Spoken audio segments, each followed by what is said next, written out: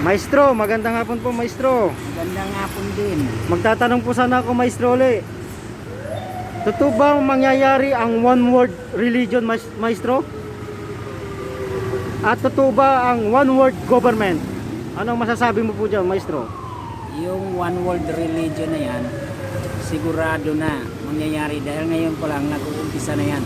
Tingin ko dyan lahat ng mga sikta, lahat ng mga nag-aawak ng kanilang religion, papipirmahan sila para sa isang gawain na lamang tungkol sa mga pangangaral, mga religion, wala na, mawawala.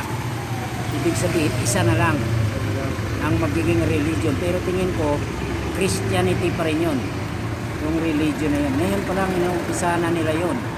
Magiging isa talaga ang lahat na gumagawa ng ganon. Ngayon, ito namang One world government. Ano po yun? government, ibig sabihin, tingin ko dyan, mai-implement nila ng gusto ito pagkatapos ng mga gira.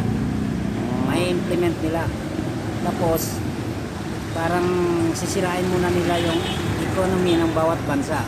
Pero, itatayo nila uli yung ekonomiya ng mga bansa na yun. So, yun yung one world government na yun.